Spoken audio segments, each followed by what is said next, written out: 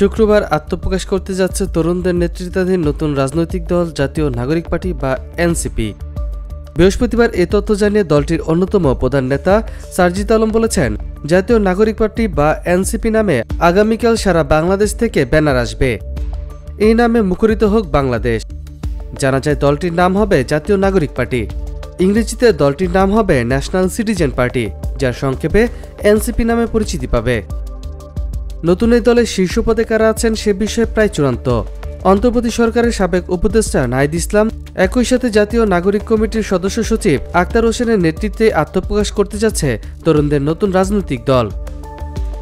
এছাড়া দলটিতে মুখপাত্র ও মুখ্য সংগঠকের পদে বৈষম্যবিরোধী ছাত্র আন্দোলনের আহ্বায়ক হাসনাত আবদুল্লাহ, একই সাথে জাতীয় নাগরিক কমিটির মুখ্য সংগঠক সারজিদ আলমই চূড়ান্তর।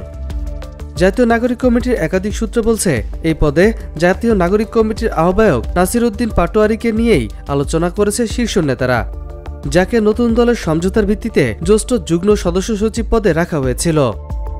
জ্যেষ্ঠ যুগ্ম সদস্য সচিব পদে জাতীয় নাগরিক কমিটির মুখপাত্র সামান্তা শারমিনকে নিয়ে আলোচনা চলছে। এর কারণ হিসেবে বলা হচ্ছে, দলটির শীর্ষ পদে নারীর নেতৃত্ব থাকছে না বলে সাম্প্রতিক সামাজিক যোগাযোগ মাধ্যমে সমালোচনা হচ্ছে। সেই সমালোচনার জন্য এই পদে সামান্তা শারমিনকেই রাখার চিন্তাভাবনা চলছে। জ্যেষ্ঠ যুগ্ম আহ্বায়ক ও জ্যেষ্ঠ সদস্য সচিব পদ ছাড়াও আরও নতুন 3টি পদের সৃষ্টি করে গুরুত্বপূর্ণ সাবেক ছাত্র নেতাদের জায়গা করে দেওয়ার চেষ্টা চলছে বলে জানা যায়। এই পদগুলো হল মুখ্য সমন্বয়ক, কোষাধ্যক্ষ ও দপ্তর সম্পাদক।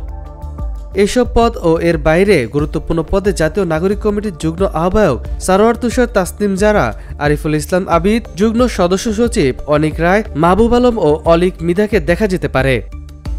এছাড়াও বৈষম্যবিরোধী ছাত্র আন্দোলনের সদস্য সচিব আরিফ হোসেন, মুখপাত্র উমামা ফাতেমা, মুখ্য সংগঠক আব্দুল হান্নান মাসুদকেও দলের গুরুত্বপূর্ণ পদে দেখা যেতে পারে।